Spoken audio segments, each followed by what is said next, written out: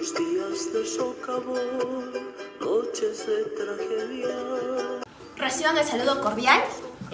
Somos estudiantes de la Facultad de Ingeniería de Minas del 9º semestre de la Universidad Nacional Daniel Alcides Carrión, de la ciudad más alta de Cerro de Pasco, tierra de machos y no de muchos. En esta oportunidad vamos a exponer nuestro trabajo de investigación del curso de evaluación de minas y comercialización de minerales. El trabajo de investigación trata de ingeniería financiera, métodos de evaluación y comercialización de empresas.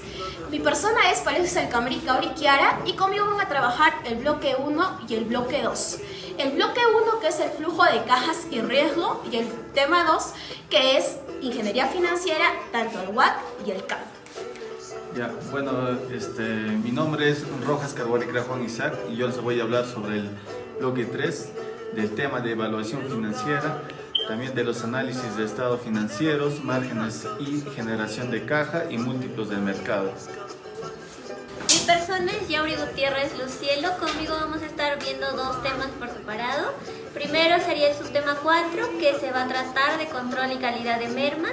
Luego vamos a pasar al subtema 6, que es incorporación del ESG. Mi nombre es Alexander Herrera Portal y conmigo vamos a abordar lo que es el subtema 5, que viene siendo el tema de métodos de evaluación. Mi nombre es Robert Román Daniel Luis y conmigo abordaremos el bloque 7, evaluación práctica. Bien, vamos a trabajar con el bloque 1, que es el flujo de caja y riesgos. ¿Qué vamos a trabajar más o menos en lo que es flujos de caja y riesgo? Vamos a trabajar la arquitectura de la liquidez y la taxonomía de riesgos de la exploración minera. Pasamos a la siguiente. Tenemos como tipologías de flujo de caja en minería y esto lo vamos a tomar como un subtema 1.1, ¿no? Como fundamento teórico tenemos que proyectos extractivos, la separación de los flujos, permite aislar la eficiencia puramente operativa de las decisiones de financiamiento. No, se definen en tres estructuras críticas. Vamos a trabajar con el flujo operativo, el flujo de inversión y el flujo de caja libre. Por eso tenemos la siguiente fórmula, que es el FSF, que es el flujo de caja libre. ¿No? Esta fórmula va a ser igual a un CFO, que es el flujo operativo, como ya les venía diciendo. ¿Y qué implica este flujo operativo? Implica el efectivo neto generado por la comercialización de concentrados menos el OPEX. Entendamos que el OPEX es el minado, molienda, fletes y regalías. Ahora pasamos a lo que es menos el CAPEX. El CAPEX es flujo de inversión. Cuando dice el CAPEX es un desembolso destinado a infraestructura, ¿no? Como es el SANS CAPEX y el sostenimiento, el Sustainable CAPEX, ¿no? Que es para mantener la capacidad de la planta. Ahora tenemos lo que es más o menos la diferencial de NWC. Ustedes me dirán, ¿qué representa el NWC? El NWC representa la variación de capital de trabajo neto. Como caso práctico tenemos a la compañía minera Antamina, que hemos tomado su estructura de su flujo de caja libre, reduciendo su flujo operativo. Un robusto CAPEX de sostenimiento anual destinado a la optimización de sus botaderos e infraestructura de relaves, asegurando la predecibilidad en lo que son los dividendos declarados en Lima. Pasamos al siguiente. Tenemos lo que es el cálculo de Free Cash Flow, ¿no? Como ya les venía diciendo, el flujo de caja libre, que va a ser igual a un FSF EBITDA, que nos dice EBITDA son los ingresos, que un EBITDA es igual, ¿no? Al ingreso menos el costo de ventas, el gasto administrativo, menos que viene a ser lo que es tax. ¿Qué me pueden decir, no? ¿Qué es tax? Tax es el impuesto de la renta, que más o menos puede variar entre el 29.5% más las regalías. Y luego tenemos el diferencial de NWC, que ya les venía hablando, ¿no? En el anterior, que es la variación en el capital de trabajo neto, menos el CAPEX. El CAPEX es la inversión de activos fijos. Pasamos a la siguiente, que son los riesgos financieros y operativos. Es la taxonomía de los riesgos estructurales. Los proyectos mineros enfrentan variables exógenas e endógenas, severas que impactan la estabilidad de la caja. Tenemos los los riesgos de precio, los riesgos operativos y los riesgos financieros. Como riesgos de precio tenemos la exposición directa a las fluctuaciones de la cotización en London Metal Exchange, ¿no? Que es el ME, que lo conocemos por sus siglas. Las mineras peruanas operan como tomadoras de precios del price takers, ¿no? Como segundo tenemos a lo que es el riesgo operativo, que es la incertidumbre geológica que nos dice que es la caída imprevista de la ley de cabeza. Tenemos como factor 3, tenemos a lo que son los riesgos financieros, que es el descalce de las tasas de interés y la liquidez para el servicio del deudor anterior. Tenemos la aplicación de control aquí en Heading en Perú. Esto nos sirve para mitigar el riesgo de precio de medianas mineras, ¿no? Peruanas que ejecutan contratos de cobertura, más conocidos como los forwards o los PADs, ¿no? Es sobre un porcentaje de producción de cobre y zinc para brindar el flujo de caja mínima operativa. Pasamos a la siguiente. Tenemos aquí el riesgo social y ambiental en el Perú. Entendamos que dentro del Perú nosotros tenemos la minería, ya sea pequeña, grande escala, que hay riesgos sociales, hay problemas dentro de la comunidad. Entonces, como nos dice aquí, ¿no? Riesgos sociales y riesgos ambientales. El riesgo social nos dice que son bloqueos logísticos, huelgas y las paralizaciones forzadas que restringen el envío de concentrado al puerto. Y en los riesgos ambientales tenemos lo que son los costos imprevistos por remediación de previos hídricos, de multas de lo que es el OEFA y de la gestión de plan de cierre de minas. ¿No? Tenemos una evidencia crítica en las Bambas, que queda en Apurímac, que ha sufrido múltiples días de paralización en el corredor minero sur, ya que en la modelación financiera esto se traduce en la incorporación de una tasa probabilística de pérdida de días operativas, esperando directamente sobre el flujo neto actual, ¿no? Pasamos a la siguiente. Tenemos lo que es la modelación del flujo de caja proyectado a 10 años. Para nosotros poder entender cómo lo hemos hecho este flujo proyectado a 10 años, tenemos los criterios técnicos, ¿no? La proyección del Life of Mine o LOM, que es la estructuración de 10 años que requiere sincronizar el plan de minados con variables macroeconómicas. Tenemos la fase de modelación, que es la estructura de flujo y el tratamiento tributario. Tenemos lo que son años ceros de inversión, que entendámoslos así, y en los años del 1 al 3, que es el ramp up, ¿no? La estabilización de la molienda, ingresos crecientes y el OPEX.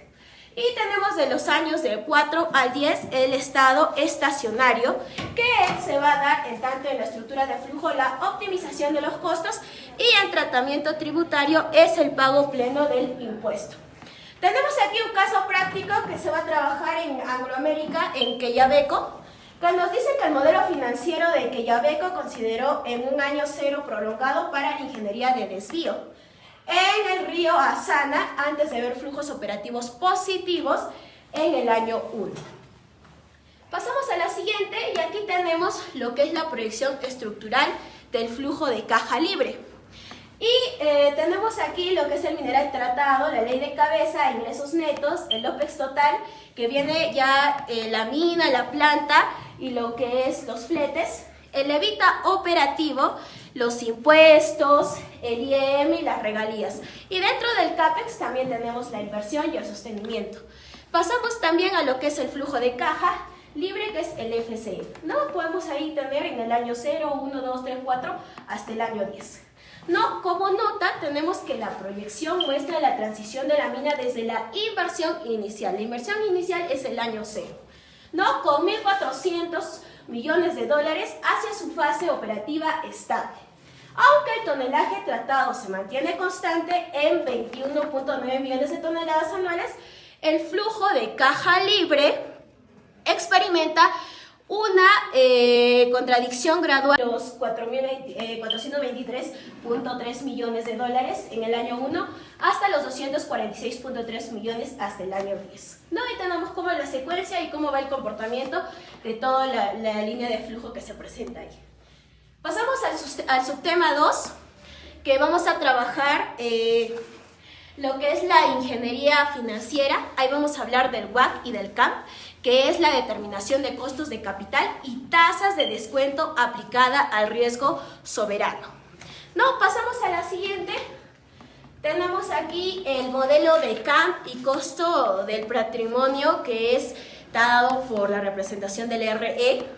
Y tenemos aquí un fundamento financiero, ¿no? Como fundamento financiero tenemos que el capital Asset Price Models, que es traducido en el inglés, ¿no? El CAP, cuantifica un retorno mínimo exigido por los accionistas, asumiendo que estos mantienen un portafolio diversificado y solo la demanda de la compensación por el riesgo no diversificable o sistemático.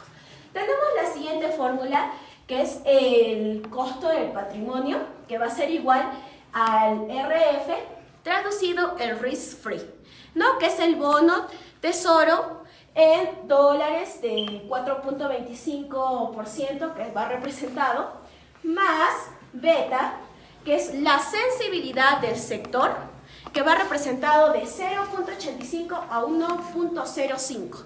Y tenemos a la multiplicación de RE menos RF, que es la prima por riesgo de mercado. No, tenemos aquí el real risk menos el free rate, que lo podemos observar aquí, ¿no? El real risk, RM, y el free rate, que es el RF. ¿Cómo lo podemos visualizar y cuáles son las fórmulas para nosotros poder tener un cálculo real para nuestro modelo de CAP?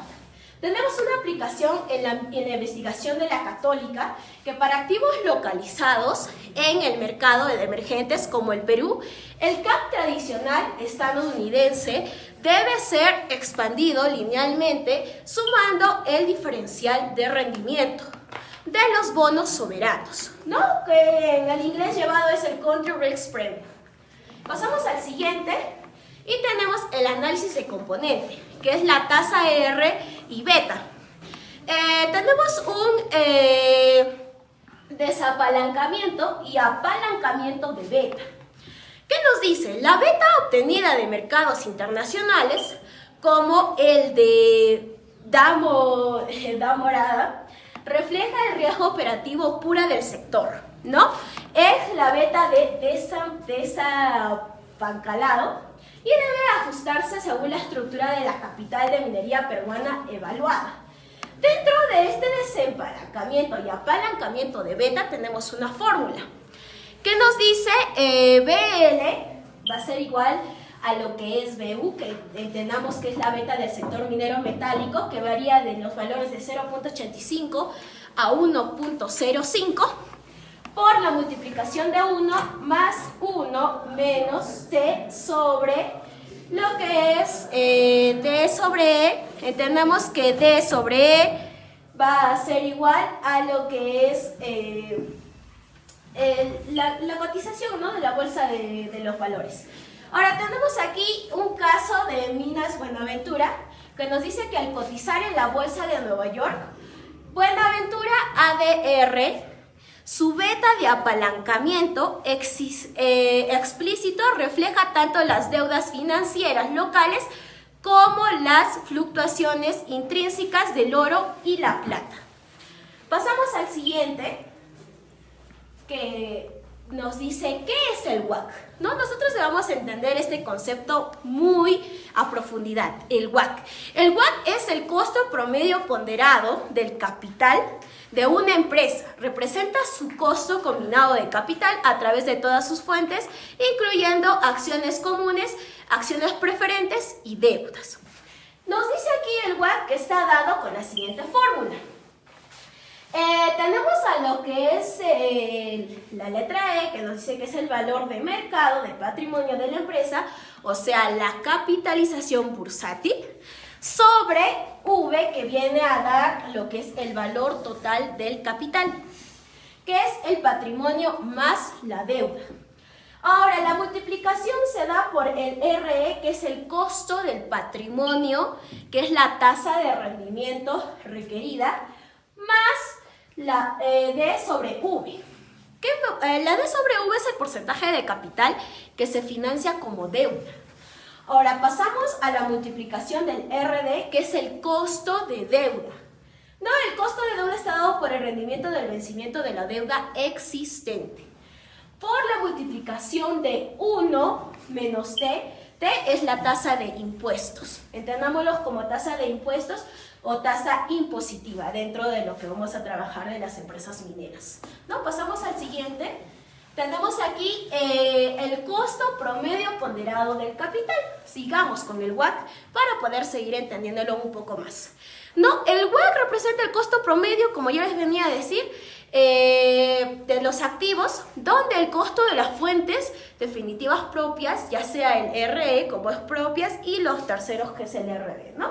Ya les he presentado lo que es la fórmula anterior y solamente para decirles o para aclararles, el término 1 menos D representa el escudo fiscal, ¿no? Lo que es el tax shield, debido a los intereses financieros que son deductibles de impuestos a la renta. Aquí lo que tenemos es el Weighted Average Cost of Capital, que es el WACC, en sus siglas en inglés. Pero si lo llevamos a lo que es el español, es el costo promedio ponderado del capital. Entonces tenemos aquí como una optimización financiera, un apalancamiento excesivo de D sobre V, que nos dice que el D sobre V va a ser mayor de 505 y esto eleva el riesgo de quiebra, incrementando de forma no lineal tanto como el RD como el RE, rompiendo la curva de optimización del costo promedio ponderado del capital. No, pasamos al siguiente. Tenemos lo que es el cálculo del costo ponderado promedio para una operación peruana que tenemos el sistema, ¿no? Tenemos aquí el desarrollo matemático de un ejercicio metodológico. Yo más o menos ahorita les voy a especificar más o menos lo que es el concepto, pero conmigo van a tener otra oportunidad ya en el bloque 9 de poder yo explicarles el Excel, cómo varía el Excel y los casos prácticos que más o menos nosotros lo vamos a llevar en concordancia. Entonces aquí solamente les voy a presentar esto general como un desarrollo matemático, que como paso 1 nosotros hemos tratado del apalancamiento de la beta. Como paso número 2 tenemos el retorno exigido del accionista, que es el CAM. Y el paso número 3, que es la ponderación del WACC. Entonces, como les vengo diciendo, solamente tenemos aquí algunas variables, algunos valores y los pasos que nosotros vamos a seguir dentro de ellos. Los 4000. Ya, bueno, conmigo yo les voy a explicar lo que es el bloque 3. Bueno, buenos días compañeros, docentes. Hoy presentaré el tema de análisis de estados financieros, de los cuales acá hay márgenes, ¿no?, de generación de caja y múltiplos del mercado. En primer lugar, los análisis de estados financieros consisten en evaluar la situación económica de una empresa mediante un balance general, de los cuales, ¿no?, el estado de resultado, esto nos da, ¿no?, un flujo de caja efectivo, de los cuales, de los que le voy a presentar estos documentos, nos permiten conocer la rentabilidad, la liquidez y la capacidad financiera de la organización. Bueno, acá les voy a hablar lo que es indicadores de rentabilidad y operaciones. Acá tenemos al ROE que es la rentabilidad sobre el patrimonio. Esto del ROE mide la rentabilidad obtenida por los accionistas sobre el capital invertido, de los cuales acá tenemos la fórmula para el ROE, que es la utilidad neta sobre el patrimonio por 100. En la interpretación tenemos, ¿no?, el ROE tenemos alto y bajo. En el alto es la mayor rentabilidad por los accionistas. En el bajo es menor rendimiento del patrimonio. Ejemplo tenemos acá, ¿no?, una utilidad neta de 500 soles y patrimonio de 2.500. Obteniendo con la fórmula tenemos, ¿no?, lo que es 500 sobre 2.500 por 100. Esto nos da al 20%. Bueno, seguimos con la ROA. La ROA es la ROA nos ayuda, ¿no?, a medir qué tan eficiente es la empresa para generar ganancias utilizando todos sus activos. Acá en la fórmula tenemos lo que es la utilidad neta sobre el activo total por 100. Ahora en la ROA también vamos a tener ROA mayor y ROA menor. En la ROA mayor tenemos un mejor uso de los activos. En la ROA menor tenemos lo que es activos poco productivos. Acá vamos a hablar lo que es la EBITDA. La EBITDA representa la utilidad operativa de intereses, impuestos, depreciación y amortiguación. Bueno, acá en la fórmula de la EBITDA tenemos, ¿no?, que es la utilidad obtenida operativa más la depreciación más la amortiguación. Acá en la EBITDA vamos a tener EBITDA alto, EBITDA bajo. En la EBITDA alto la empresa, ¿no?, genera un buen flujo operativo. En la EBITDA bajo tenemos lo que es la baja capacidad operativa. Esto es uno de los indicadores más utilizados para comparar empresas, ¿no?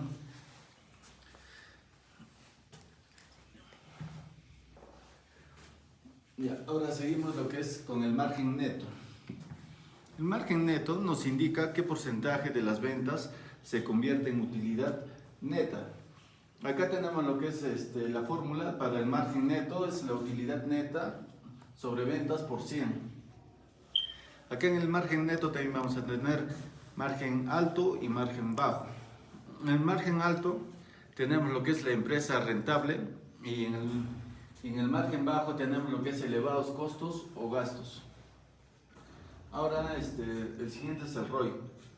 El ROI nos ayuda, ¿no?, a medir la rentabilidad obtenida respecto a una inversión realizada.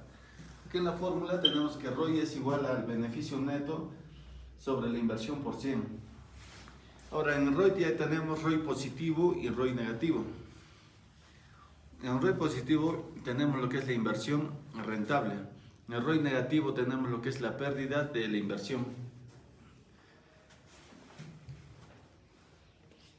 Ya, ahora le voy a hablar lo que es sobre los múltiplos de valoración. Ya, acá vamos a hablar lo que es del PER. PER ya, es una relación de precio a ganancia. ¿Qué es? O sea, esto nos dice y nos indica cuántas veces se está pagando el beneficio por acción en el precio de la bolsa o el bien. ¿Cuántos años nos ayuda? O sea, ¿cuántos años vamos a tardar a una inversión en recuperar, ¿no?, su inversión si los beneficios se mantienen constantes? Ahora, para el PER tenemos la fórmula que es precio de la acción sobre beneficio de acción del BPA. Esto nos da, ¿no?, a un enfoque en la exposición. Esto nos quiere decir que el PER en el alto significa que las acciones está cara o que el mercado espera un crecimiento enorme en el futuro.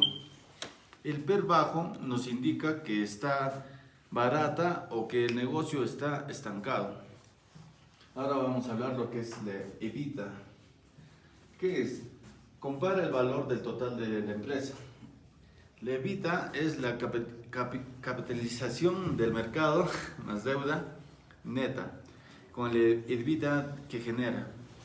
Este es el enfoque de la exposición. Esto nos quiere decir que es una alternativa del PER mucho más robusta que compara empresas del mismo sector, ya que la EBITDA neutraliza las diferencias en la estructura de deudas, ¿no?, de cada compañía. Ya, ahora vamos a hablar de lo que es análisis de estados financieros. Acá tenemos tres pilares, ¿no?, fundamentales. Lo que tenemos el primero es el balance general, tenemos el estado de resultados, el P&L, también tenemos lo que es estados de flujos de efectivo. En el balance general tenemos, ¿no?, lo que es la fotografía de la empresa a una fecha determinada. Muestra que tiene activos, que debe pasivos y el aporte de los socios, que es el patrimonio, ¿no? En el estado de resultados tenemos lo que es la película de lo que pasó en un año o un periodo. Muestra cómo las ventas se transforman en una utilidad neta tras pasar los costos o gastos. Ahora, en el estado de flujos de efectivos tenemos que es el recorrido, ¿no?, del dinero real, y esto nos explica dónde entró la caja y quién gastó. Esto nos da, ¿no?, la operación, la inversión y el financiamiento. Ya, esto es crucial porque una empresa que puede ser rentable en el papel, pero quedarse sin liquidez. Ahora, como punto 2 tenemos lo que es metodologías de análisis. Acá tenemos dos. El primero es análisis horizontales, las tendencias. Esto compara en los mismos rubros, ¿no?, de años pasados. Ejemplo, ¿no?, ¿cuánto crecieron en las ventas de este año versus el anterior? También, ¿no?, puede decir los costos, crecieron al mismo ritmo o no. En el análisis de vertical tenemos lo que es la estructura. Esto determina el porcentaje representado que cuenta, ¿no?, respecto a un total operativo. En el ejemplo tenemos el gasto del marketing representa al 15% en nuestras ventas totales. Bueno, doy pase a mi colega. Ya, bueno. Prosiguiendo con la exposición, vamos a hablar del subtema 4, que es el control y calidad de mermas. Este es uno de los dos bloques que me corresponde a mi persona. En este caso vamos a hablar de lo que son garantías en ensayo químico, también estándares de muestreo y el impacto económico de pérdidas físicas. Pasamos a la siguiente diapositiva. Vamos a hablar de lo que es más allá de la mina y lo que es la cadena de valor. En este caso vamos a ver un puente crítico entre la extracción de un yacimiento y la realización del mercado global. Démonos cuenta que no es lo mismo que un concentrado salga de la mina a que llegue a lo que serían las fundiciones, ya que en el trayecto existen varios tipos de pérdidas, cambios en la ley y entre otros. Pasamos en que es un proceso de precisión técnica donde cada tonelada extraída debe traducirse fielmente en ingresos financieros. Es decir, que el peso y la calidad de el concentrado que sale de la planta de la empresa minera no va a llegar con la misma ley o va a tener diferente humedad o contaminación al llegar a la fundición, o que conocemos que de la fundición sería el comprador. Y en este caso la empresa minera sería el vendedor.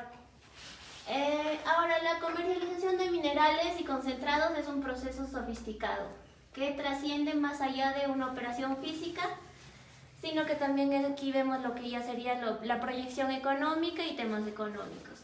Este puente crítico es una representación entre el esfuerzo productivo, entre un yacimiento y la realización de valor en el mercado global. Pasamos a la siguiente.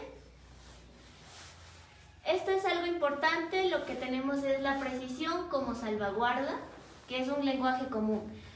¿Cómo sé yo o cómo saben las empresas? Digamos, el vendedor va a querer venderte un mineral a una ley, digamos, mayor o con los mejores estándares, ¿no? Pero en el trayecto estos estándares se van perdiendo poco a poco, o como lo que ya dijimos, van mermando. En ese caso, ¿qué hacemos? El comprador no te va a pagar por lo que tú supuestamente has dicho. Te puede decir, no sé, tú me estás engañando, o cómo sé que lo que me estás diciendo es real. En este caso, el comprador va a querer pagar menos y el vendedor le va a decir, me estás pagando menos porque yo te he traído algo de calidad. ¿Qué hacemos en estos casos? Vamos a usar lo que es la precisión como salvaguarda. En un lenguaje común o como vinculante entre el comprador y el vendedor, vamos a tener que la precisión no es opcional, es una salvaguarda, porque si no sería como todo un caos entre compradores y vendedores y no se llegaría a ningún acuerdo. Para garantizar lo que es la transparencia y la confianza entre los compradores y los vendedores. Esta industria se rige por estándares, los cuales vamos a estar viendo más adelante, que actúan como un lenguaje común en el comercio minero. ¿Por qué? Porque hay transparencia, como ya dijimos, también hay confianza, hay una base técnica para liquidaciones y una reducción de disputas comerciales. Siguiente, vamos a ver lo que son los estándares internacionales clave. Vamos a ver la ISO 9001, que es del 2015, organizada por la ISO. Es más que nada una estándar de gestión de calidad, no solamente para procesos mineros, sino que es general a nivel de todo lo que es industrias. Su relevancia es que los procesos de concentración van a estar con una calidad certificada. En este caso pasamos a la siguiente ISO, que es la 17025, que fue hecha en el 2017. Esto lo que hace es certificar a los laboratorios para que estén calificados y sean como un árbitro entre el comprador y el vendedor.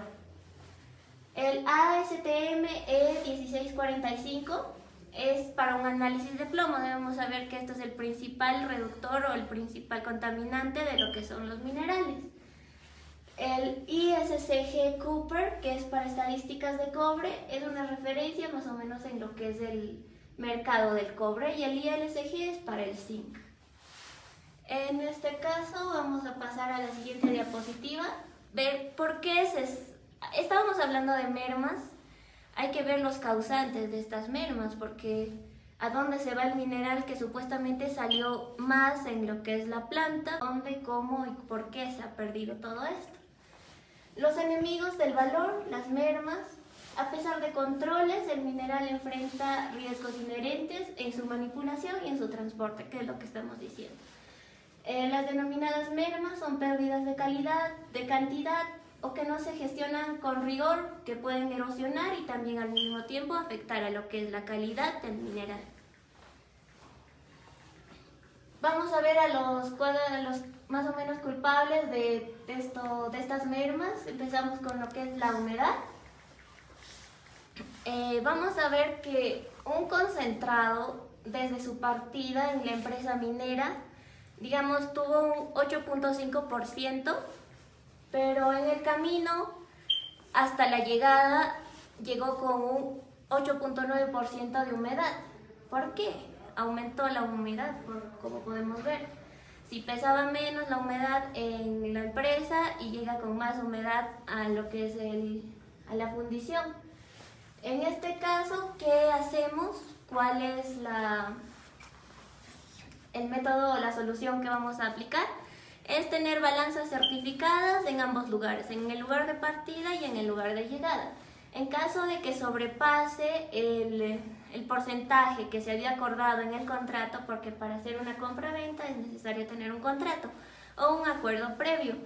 Por lo tanto, en cuanto sobrepase el contrato o la diferencia que se había llegado por acuerdo, lo que vamos a hacer es buscar un umpire. ¿Qué es eso? En inglés significa árbitro. En este caso, los dos van a llevar una muestra a un laboratorio para un análisis, que un laboratorio certificado por la ISO 17025, que es lo que ya vimos anteriormente, para que este laboratorio emita un edicto y al mismo tiempo diga, digamos, de 8.5 a 8.9, te diga, no sé, por ejemplo, un 8.7 es la última palabra, y entonces tienen que adaptarse a ese porcentaje.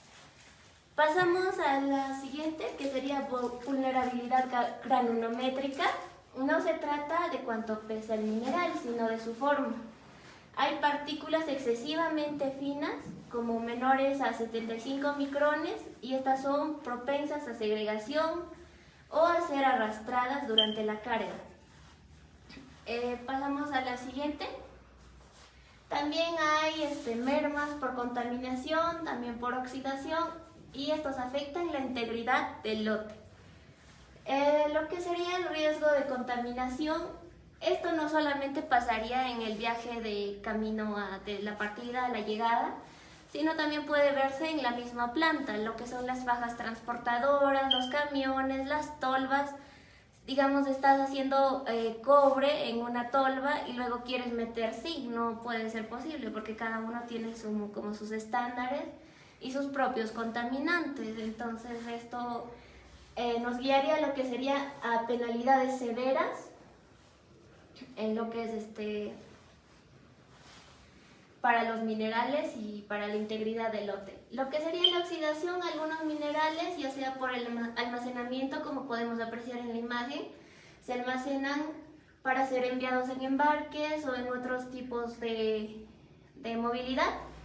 Se almacenan así por pilas o por lotes y al mismo tiempo estos pueden sufrir a reacciones químicas como oxidación.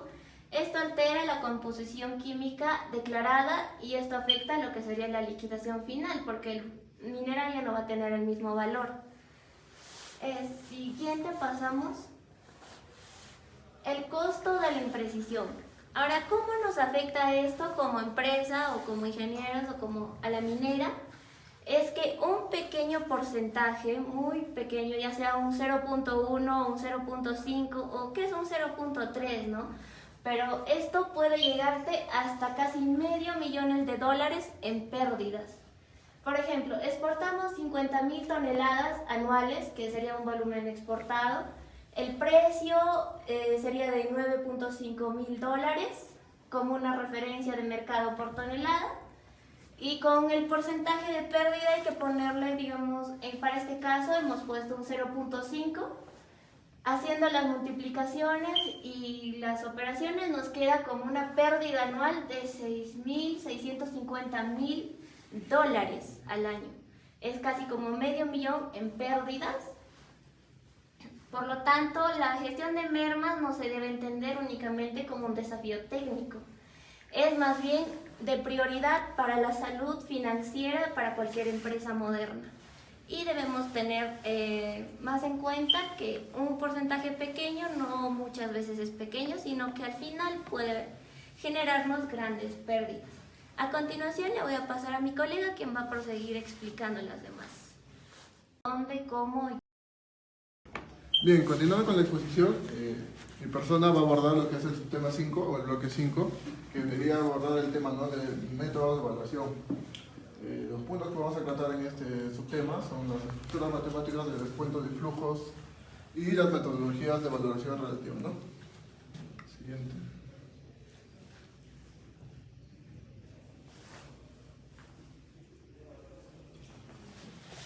El primer método de evaluación que vamos a abordar es el método de evaluación DCF, que viene de las siglas en inglés Discounted Cash Flow, o en castellano flujo de caja descontado, ¿no?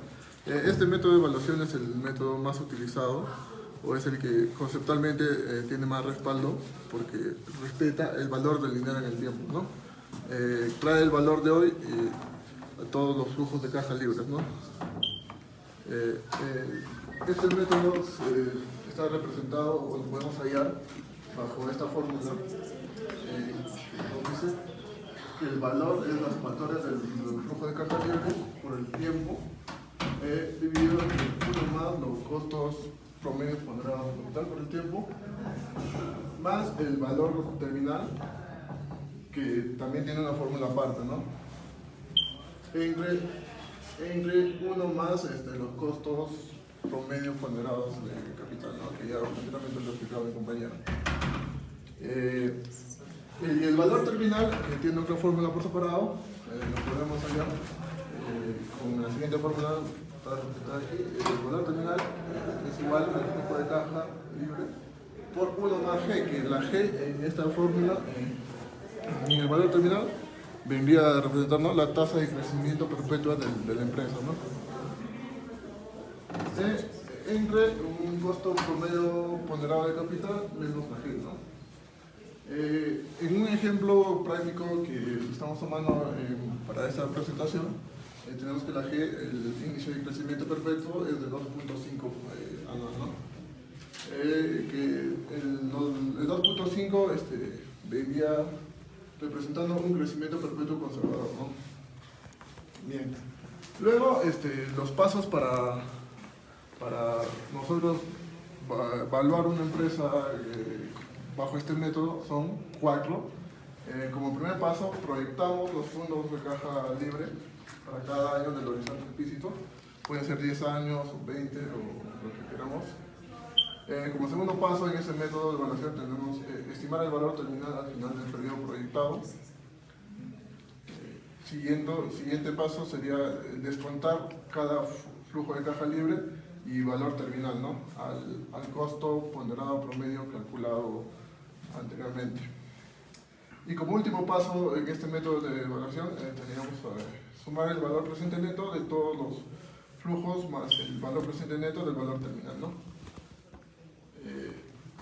Como siguiente tenemos un caso práctico de la aplicación de este método, evaluación por DCF. En este caso el caso práctico es de la minera Antonina, que es una minera de cobre y zinc ubicada en Ancash, que más o menos produce 450.000 toneladas de cobre al año, ¿no? El perfil de la empresa, para empezar, esta empresa no cotiza en bolsa porque debido a que es propietaria de varias empresas, ¿no? BHP es accionista del 33.75% de esa empresa, Glencore también del mismo porcentaje, 33.75%, Teck es accionista del 22.5% y Mitsubishi es accionista del 10%, ¿no? Como ya sabemos, esta empresa está ubicada en San Marcos, Ancash, produce cobre y zinc, polimetálicos. Las reservas probadas son 590 millones de toneladas a una ley promedio de 1.1% de cobre, ¿no? La vida útil estimada de esta mina es 30 años desde el inicio de las operaciones. Y el EBITDA referencial es de 1.800 millones a 2.400 millones de dólares al año, ¿no? En los ciclos ambos, con una tasa impositiva de aproximadamente el 30%, más las regalías de un 3.5%, ¿no? Y la aplicación del modelo de DCF simplificado en millones de dólares americanos, lo veníamos representando aquí, ¿no? De 1 a 10 años, vemos cómo la cantidad de ingresos va subiendo, el EBITDA también se va incrementando y los fondos de caja libre de igual manera, ¿no? El costo promedio ponderado de capital aplicado venía siendo un 8.9% y un índice de tasa de crecimiento perpetuo de 2.5, ¿no? Como lo hemos dicho, es un crecimiento promedio y el valor o el método, la evaluación de la empresa DCF estimado bajo el método DCF venía siendo, ¿no? Entre 18.200 y 21.500 millones de dólares americanos, ¿no? Utilizando el método DCF. Bien, como segundo método de evaluación que vamos a abordar es el método de múltiplos comparables, ¿no? ¿Qué son los múltiplos? Es una valoración relativa basada en empresas similares.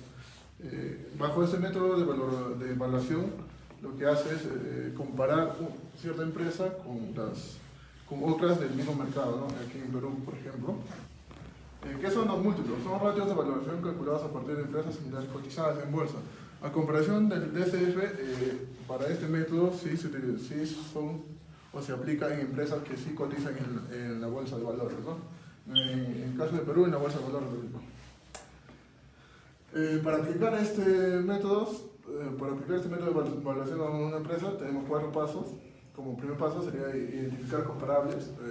Para comparar una empresa tenemos que identificar otras similares en tamaño, en tipo de mineral, en el país obviamente, y en un ciclo de vida iguales o similares, ¿no? Luego, como segundo paso, calcular múltiplos de cada comparable. Como tercer paso tenemos depurar valores atípicos. Y como 4, para tener ya el valor de la empresa, tenemos el paso de aplicar múltiplo mediano a la empresa objetivo, ¿no?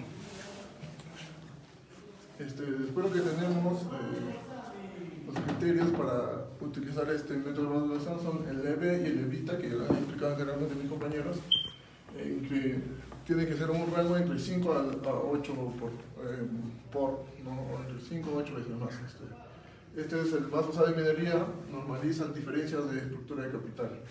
Luego tenemos el PER, que anteriormente también lo han explicado mis compañeros, es el menos estable por variabilidad de utilidades en ciclos de precio. Luego tenemos el valor de la empresa o las reservas de una empresa minera, que en sí el rango es variable.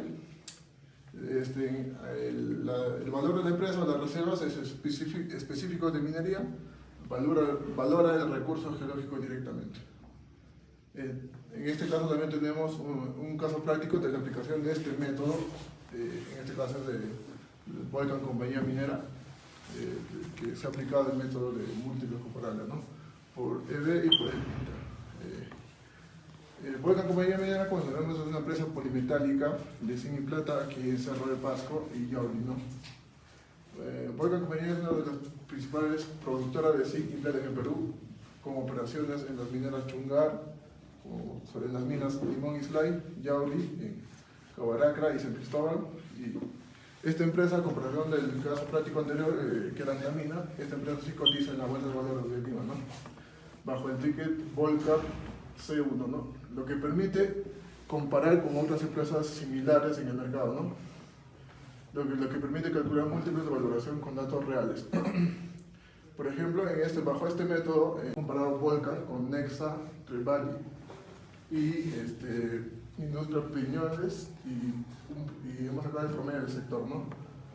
Volcan Compañía Minera está ubicada en Perú, Nexa en Perú y Brasil, Trevali está en Perú y Canadá y las Industrias Piñones es una empresa mexicana. La EBITDA en millones de dólares americanos. Para Volcan es de 210 millones de dólares, para Nexa 380, para Trevali 145 millones de dólares y para Industria Piñones 1.200 millones de dólares, ¿no? El EBE o el valor de la empresa actual de Volcan vendría siendo 1.155 millones de dólares. Para Nexa 2.280, Nexa tiene un valor de empresa casi el doble de Volcan. Para Trevali 1.015 millones de dólares y para Industria Piñones, que es esta empresa mexicana,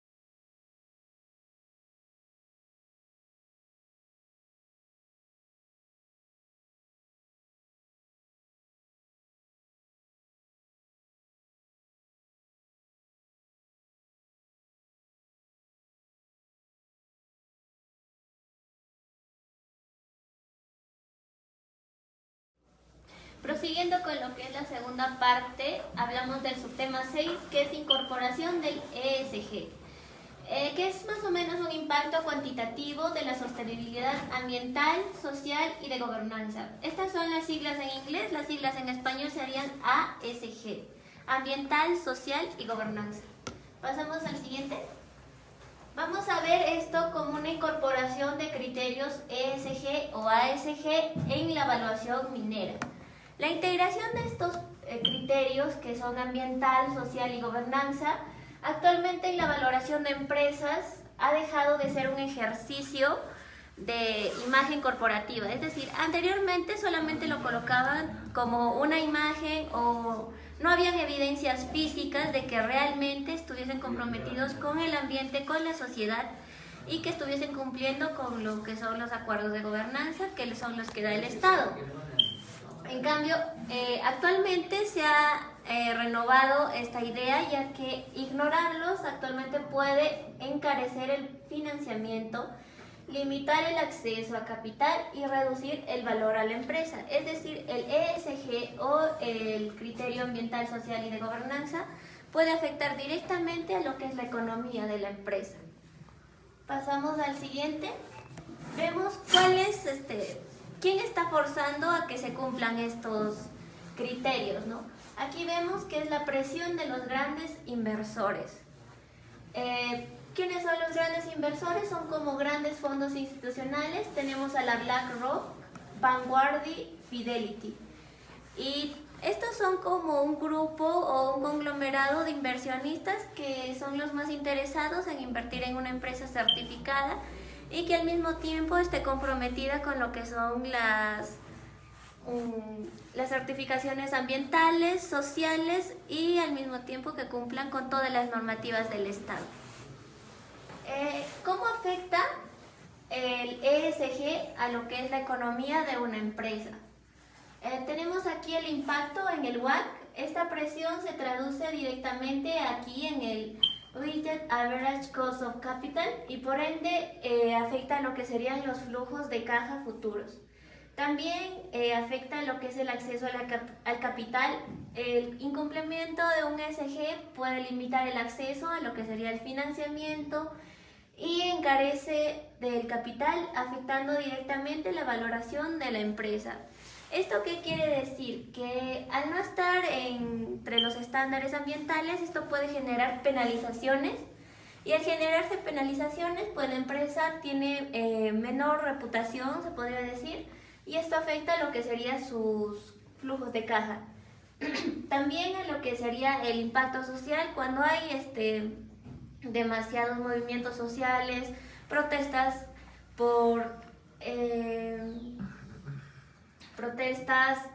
o conflictos sociales, como los llamamos, pues esto también afecta directamente a lo que sería una valoración de la empresa. Pasamos al siguiente.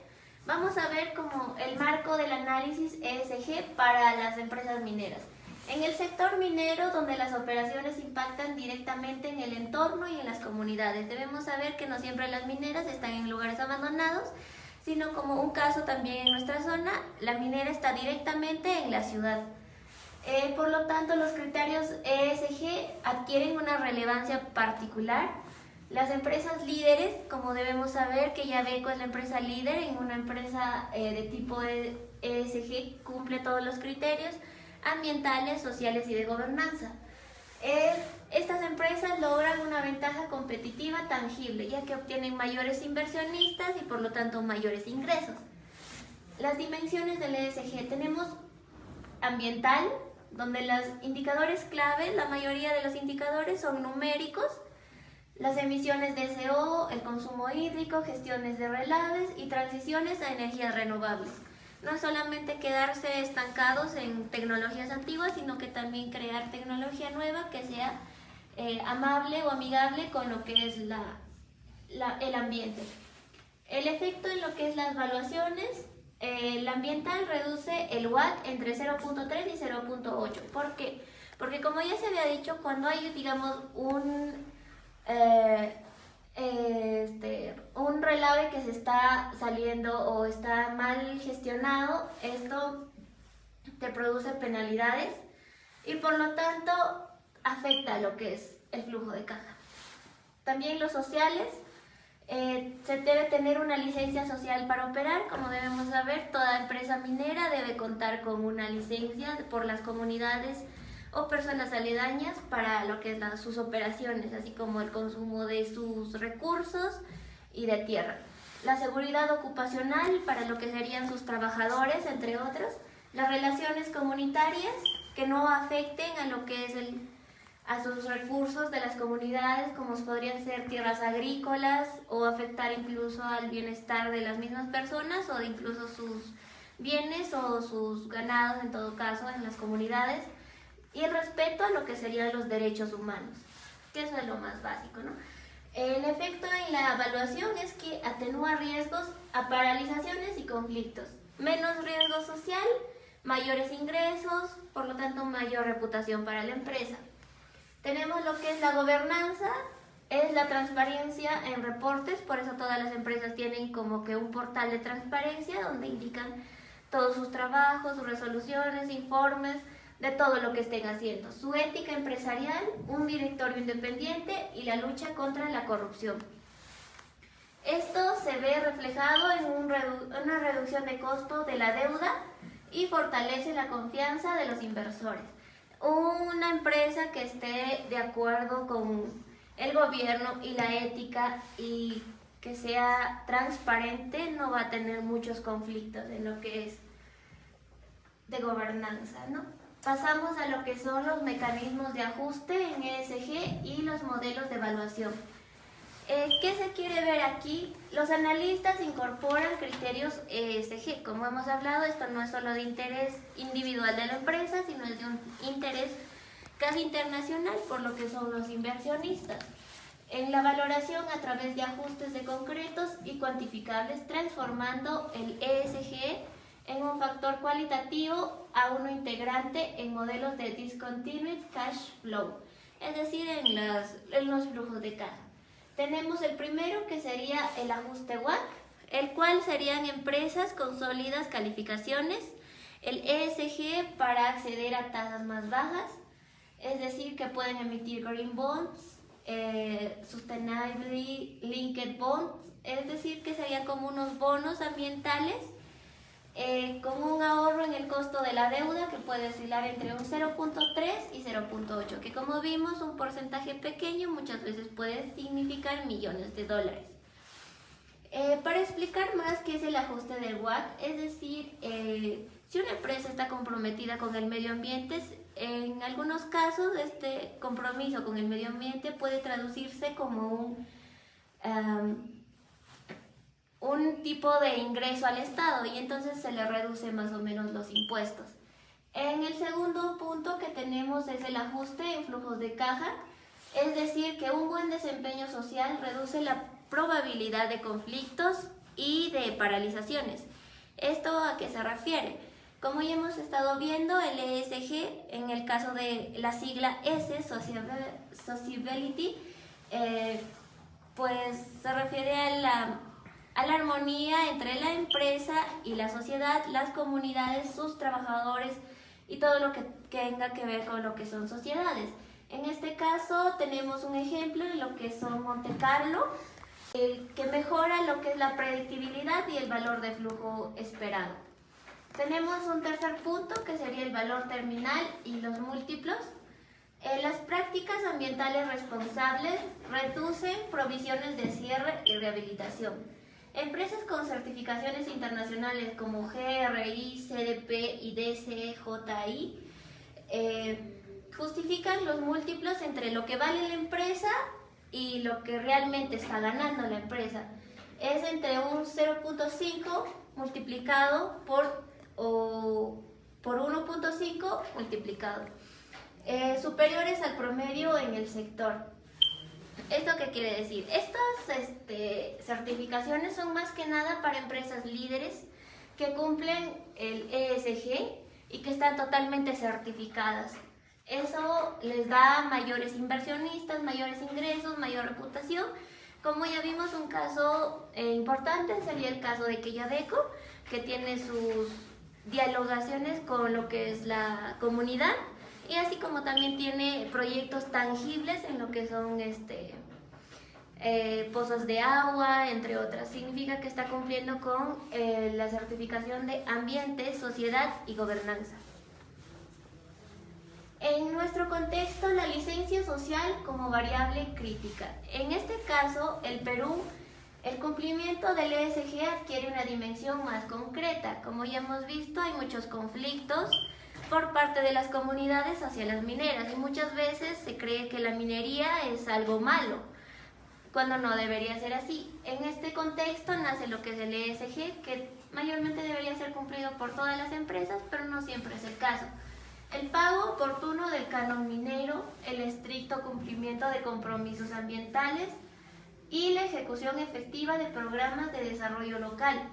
Estos son pilares esenciales para la licencia social para operar, o por sus siglas en inglés, LSO. Tenemos aquí lo que son el riesgo, que son conflictos sociales, como ya hemos estado viendo desde los PPTs anteriores. Los conflictos sociales en nuestro país son lo que más releva, por temas ambientales, por la distribución de beneficios. También se han paralizado proyectos importantes, ya que según la descentralización del Ministerio de Energía y Minas, la Dirección Regional de Energía, Minas e Hidrocarburos está autorizada a paralizar ya sea cualquier operación que no cumpla con lo que es los temas ambientales o sociales o tenga algún conflicto. La LSO, la licencia de operación, Aunque es difícil de cuantificar, ya que todo esto se cuantifica en números, se representa uno de los riesgos más relevantes para la continuidad del negocio. Pasamos a lo que sería la oportunidad, que sería una gestión proactiva de lo que es la licencia social para operar, a través de un diálogo genuino, de transparencia y generación de valor compartido. ¿Qué quiere decir esto? Que la empresa debe estar siempre y constantemente en diálogo en lo que es con las comunidades, ya que esto no solo mitiga riesgos, sino que también puede acelerar permisos, también puede fortalecer lo que es la resiliencia operativa. Esto es más lo que hemos dicho, que las comunidades no toman la minería de una buena forma, sino que lo toman como un enemigo que no hay que tener cerca de nosotros. De un país donde la minería es estratégica, ya que debemos recordar que la minería en nuestro país es uno de los mayores proveedores del PBI nacional. Por lo tanto, tener una buena comunicación o un buen ESG como criterio debe ser importante, porque al equilibrar el ambiente, la sociedad y la gobernanza, vamos promoviendo una minería que sea sostenible. El ESG como una ventaja competitiva duradera. Como ya hemos estado viendo, el ESG sería parte de una minería nueva que sea amable con lo que es ambiental, social y de gobernanza. Vamos a ver las mejores ventajas que nos ofrece, que sería un menor costo del capital. Como vemos, las compañías líderes de sostenibilidad reducen su WACC y mejoran una valoración, es decir, tienen mejor reputación, y su financiamiento es más barato, y hay instrumentos como Green Bonds, que son bonos verdes. La gestión de riesgos. Un enfoque de ESG sólido mitiga riesgos operativos, sociales y regulatorios. Como ya hemos visto, a mayor coordinación hay menores conflictos. La ventaja competitiva en un mundo donde inversores, reguladores y comunidades exigen mayor responsabilidad. Actualmente no estamos en las épocas anteriores donde una minera podía entrar a cualquier comunidad y hacer lo que se les da la gana, sino que la comunidad también tiene que brindar autorizaciones para que esa mina opere en su zona, ¿no? Esto nos da una ventaja competitiva duradera y se alinea con lo que sería la necesidad de un desarrollo extractivo, inclusivo y sostenible. En pocas palabras, para las empresas mineras, este enfoque no solo responde a lo que son precisiones globales, sino que alinea con la necesidad local de un desarrollo extractivo más inclusivo y más sostenible, que hemos estado hablando, de lo que sería ambiental, social y también de gobernanza. A continuación, para que les siga explicando, mi colega va a pasar con el subtema 7. ¿Qué mejor? Bien, procediendo con la exposición, en esta oportunidad vamos a tocar el tema sobre el bloque 7, concerniente a la evaluación práctica. Bien, continuando con la exposición, hablamos sobre el caso de estudio. En este caso se refiere a lo que es la Wolfgang Compañía Minera, Sociedad Anónima Abierta, que es una empresa que se ha seleccionado, ¿no?, para reemplazar el caso genérico por indicación. Bien, el perfil de la empresa. La empresa tiene 82 años de trayectoria. Como bien sabemos, es una empresa polimetálica y de las cuales exporta productos de zinc, plomo y plata. Sus operaciones polimetálicas son en Yauli, en Junín, y lo que es Chungar, en Pasco. Bien, unidades tiene lo que son plantas Chupe, Andaichagua, tiene Victoria en la ciudad de Yauli, La Oroya, y Animón, que está en Chungar. También tiene un proyecto de crecimiento, la cual se denomina Romina, y está en la provincia de Huaral. En ventas del 2024 hablamos de unos 960 millones de dólares. Igual, ¿no?, en lo que es el EBITDA de 2024 son 380 dólares. Y lo que es en 2025, en lo que hablamos en precio base, o sea, al comienzo, hablamos de unos 446.5 miles de millones de dólares. ¿A qué se refiere el año base de 2025? Hablamos de lo que son ingresos, en este caso son los 1.150 miles de millones de dólares, más el margen, más el 38.8%. Bien, con esto pasamos a lo que es la siguiente diapositiva. y hablamos de lo que es la proyección para 10 años.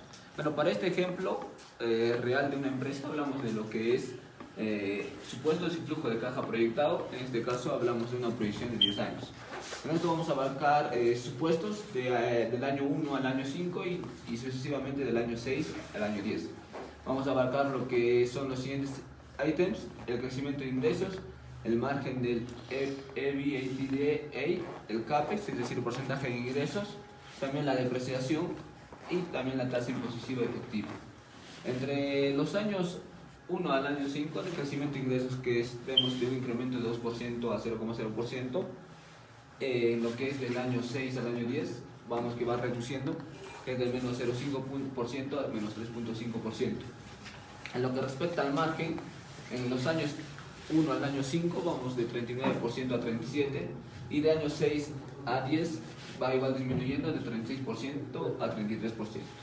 En lo que son el CAPEX, en los porcentajes por ingresos, hablamos de 9% a 10% para el año 1 al año 5 y de 7 a 8% en el año 6 al año 10.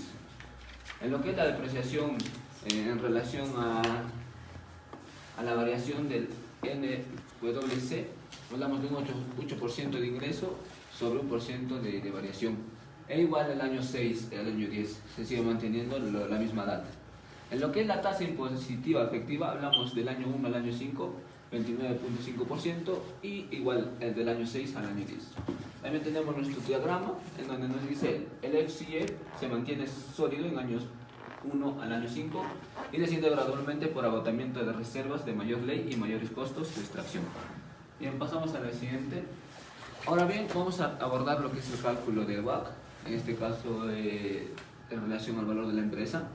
Y hablamos del WACC aplicado, en este caso de un 10,01%, que en este caso está calculando, ¿no?, en lo que es el subtema 2, tanto el CAP como la estructura de capital.